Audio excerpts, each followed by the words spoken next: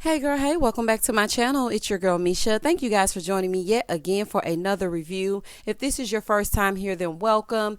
If you're here for a second or third time and you have yet to subscribe, please do not hesitate to hit that subscribe button and the notification bell so that you will be updated each and every time I upload a video. Tonight we're going to be reviewing Love and Marriage Huntsville Season 2, Episode 19, Blaque in Business.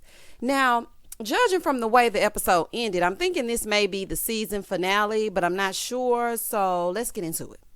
Okay, so we see Mel doing a photo shoot with the kids. It's an African themed photo shoot, and she was saying that this is their first time doing a photo shoot without their dad, right? And those little girls are Mel's mini-me. Child, they had those kids. The girls look just like Mel, and the boy looks just like Martel. It's really sad that their family broke all the way up. Like, it's just crazy.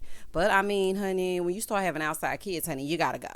Okay. Mel said, if she wasn't done before what happened at the Fletcher's last episode, she was definitely done now, honey. After she threw that glass, that was the end of it. So then we see Destiny show up to the photo shoot, and her and Mel are talking, and Mel said, you know, she doesn't want to post pics of Martel and the kids and her all up and through her house, so that's why she's having this photo shoot to create new memories. So then she told Destiny about the fight at the Fletchers, and Destiny was like, well, he's always talking about how he wants his wife this and he wants his wife that, so I'm not really understanding.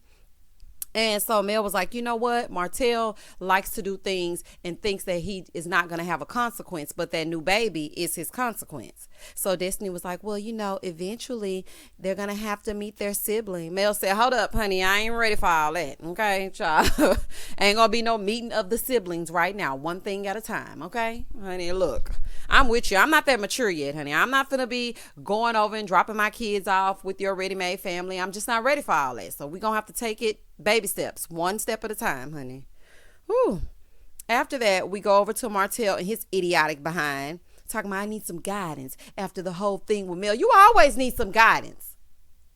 Like, oh my goodness, child. I'm trying not to be triggered, and I'm trying not to put myself in this situation, which I have been, but Martel really pisses me off. So the therapist said, you know, I called you and you never follow up with me from the last time. So Martel was like, well, you always rip me a new one, basically, but now I have to allow you to actually help me.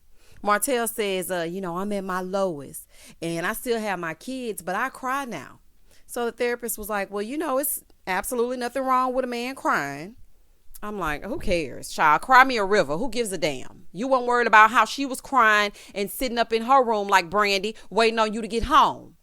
Child, I could put all kinds of song lyrics up and through here. You stupid idiot. Oh, my goodness. Okay, child, let me keep it together. So he told him he was at his lowest. So then the therapist said, well, what was it that you wanted that she wasn't giving you? Because Martel was saying, you know, it was plenty of things that I wanted that she wasn't giving me, and plenty of things that she wanted that I wasn't giving her. All she wanted was for you to be loyal, faithful. Is that too much to ask? Honey, of course you weren't giving that. Idiot. And then she allowed you to carry on with this fiasco for 5 years.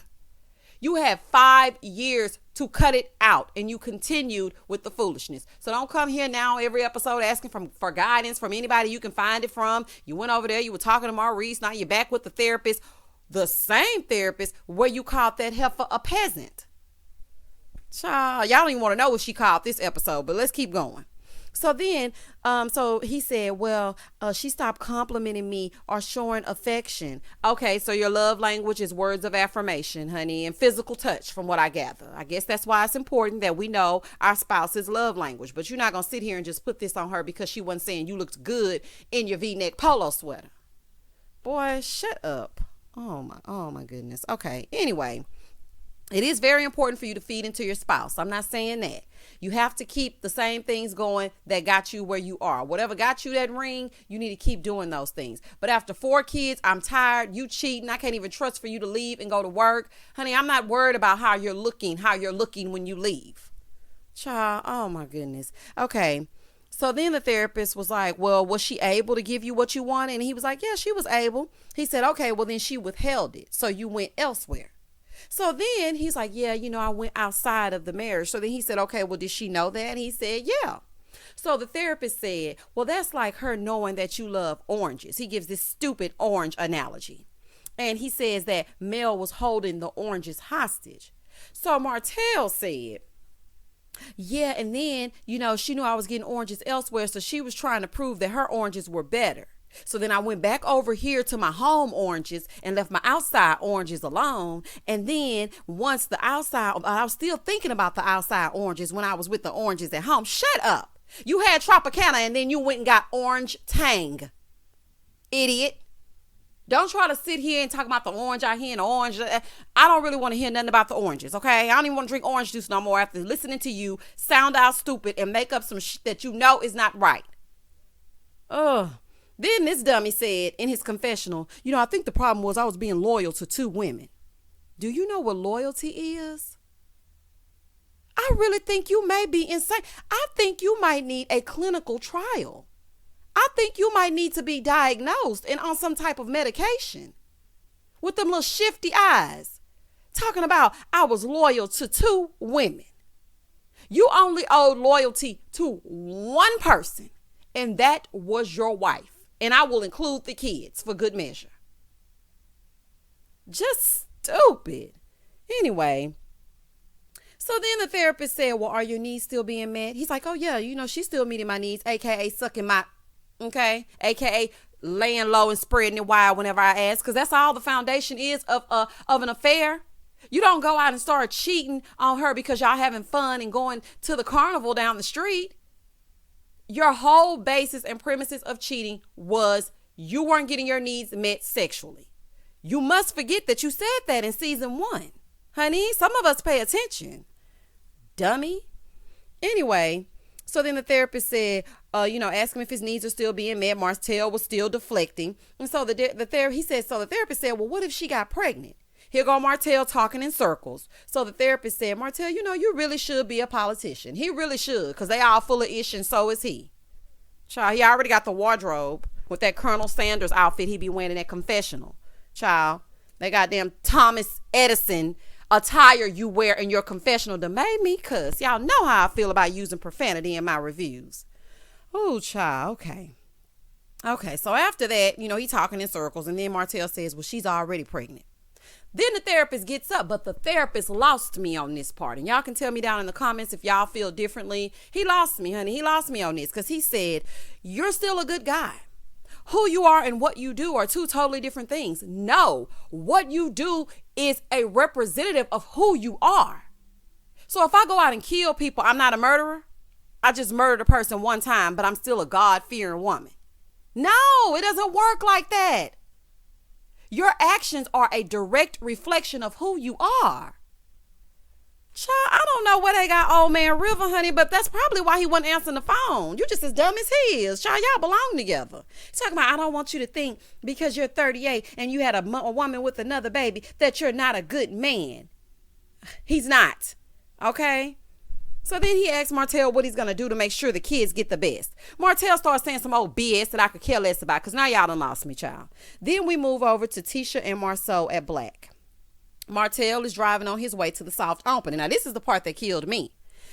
How y'all allow this heifer to actually, baby, these reality shows are allowing the side chick, the ex-fiance, that ex, and everybody else to come on and speak their speech. I don't like that, okay? This show was built on relationships and the couples that are the foundation of Love and Marriage Huntsville. Honey, she gets no phone conversation, no interview, no closed caption. Honey, we don't want to hear from you.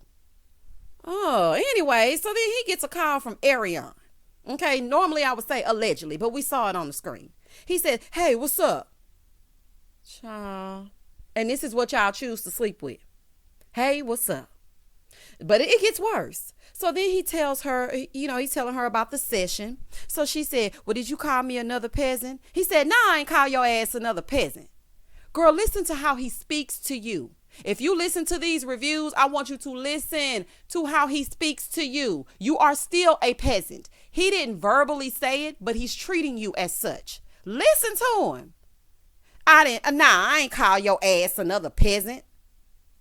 Child, he don't want you, honey. He want his wife, but he halfway don't want his wife, child. He wants exactly what he had before all hell broke loose and you got pregnant. He wants to sit up here, still be with Mel, still cheat with you, still come over there and get another orange or get his Tang, then go back over here to Tropicana, squeeze that orange, and then come back over here to you. That's what he wanted to do. So now you're getting on his nerves, quite frankly. I'm just telling you what it is. This is embarrassing. So she said, well, you never know with you. He said, you do know. We do know, honey. He sleeps with you and then calls you a peasant. We do know. So then he said the therapist made me feel better so that if this is my child, he trying to speak it into existence, that this is not his child, honey. He's trying to speak it away. She said, Martell, you know this your child. We both know this. Do you want a DNA? He said, yeah. She said, I'm 1,000% sure that this is your child. So then he asked, well, what's the soonest we could take it? Baby, he is hoping and praying and wishing that this is not his child so he can try to go back over there and manipulate Mel into going back into this family structure that is a no-go. Oh, my goodness, child. This is just... I barely got through this episode, child. I was so triggered. I'm just telling you the truth. She said, I can't believe this is even a question. Why can't you? Why you can't believe it's a question? The man called you a peasant on national TV, but you can't believe him questioning the DNA of your kid you can't believe he's questioning that? Child, okay, anyway. Then Martel gets there with his crushed velvet situation on, honey. Anyway, Marceau said, you don't have a +1, do you?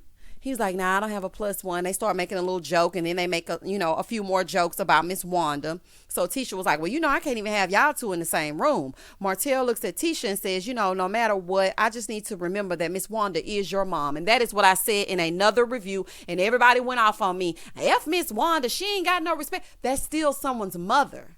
In the South, we don't disrespect somebody's mama. I'm sorry, we just don't do that. So the fact that he apologized for that, I'm going to give him a half of a point, child. Oh, my goodness. So she was like, I like this new 2020 Martel, acting like he got some sense. This is like the Martel we met when we first were introduced to him. Martel tells Tisha that no matter what, Miss Wanda is her mom and he needs to act as such. Then the Fletchers show up, honey. Child, I'm shocked because they needed to regroup after that fight. And so he was like, well, did y'all regroup after the fight? And then so, Miss Nell was like, yeah, y'all was acting a fool, basically. And so then Tisha said, well, what went on? What happened? Martel said, I was just speaking my truth. And so Miss Nell said, well, you really made her mad. You really upset her.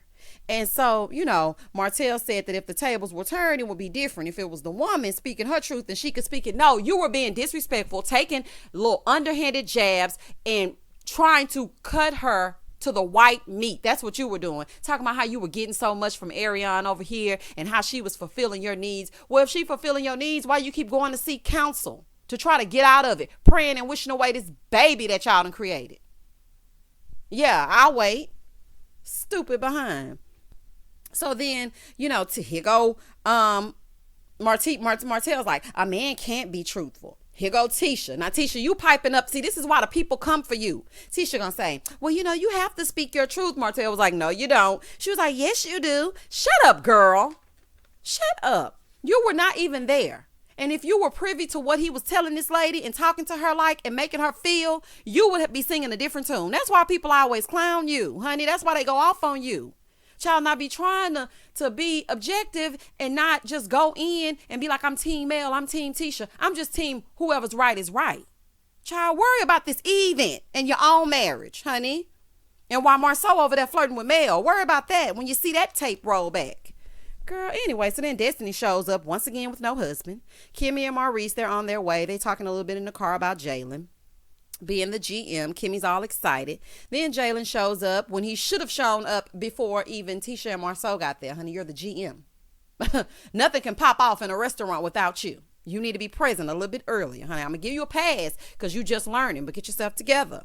Oh, goofy looking boy. The ladies are, then we see the ladies over there. They're getting a drink. The ladies are inside. The men are outside. So Tisha pulls Mel to the side. And I'm like, okay, that's good. So Tisha says she's happy. I'm happy you came. I know at the last event you were expressing yourself and I wasn't really open, but that was a time that I could kind of make it right, but I was being negative. So Mel said, well, what's changed? Mel, you already know what's changed because when Marceau was over there flirting with you, he told you that he told Tisha that what she was doing was not right. But I guess you just want to hear it. Like you didn't know. So then Tisha said, I thought about it. She was like, I was wrong and I apologize and I just don't want to relive the past. So Mel was like, you know what? I'm amused at this point because I heard it all before, but your lies ain't working now. Honey, she pulled a Sunshine Anderson on Tisha, honey. She said, I heard it all before, child. Y'all just get it together or leave it alone, honey. Everyone moves out to the patio for the big reveal, and Marceau gives a speech about leaving a legacy, and they reveal a big picture of the boys, which I thought was beautiful. I loved it. Honey, they look like the Rat Pack. I loved that black and white photo. It gave me chills because I do wholeheartedly believe that Marceau and the men and what they set out to do with this show was actually was going to be something really positive. And I do believe that they do want to leave a legacy for their kids. Here go Destiny with the negativity. That's why I didn't like you first season, Destiny. Well, the girl should have been up there. Mel was like, well, you know, Marceau is sexist. Please don't taint their moment with this. Like, girl, shut up. Anyway, and where is Sadaric or Laderic or one of the Icks? Where is he? Anyway. Now we go over to Mel's brother. He pulls Martel to the side to talk. So the brother said, the last time, you know, I wasn't trying to be nasty, but I just wanted to tell you how the kids were feeling. You were trying to be nasty. You questioned his role as a father and then told him that his kids would prefer your husband and you to fathers as opposed to their own father. You were trying to be nasty. Child. Anyway, so then the brother said he was trying to get him to see what the kids were saying. You don't need to get him to see nothing. Uninsert yourself between, you're in the middle of something that has nothing to do with you. Child, oh my God. He said, you don't mind the kids being around me, right? He was like, no, I don't mind the kids being around you. He said, I do want them to know that they should have a husband and a wife. That's what I want for my kids. I don't want them to see a husband and a husband. Y'all should just leave the kids out of it. Certain things y'all should talk about off the scene and off camera. That's just my opinion. Here comes Mel trying to figure out what's going on.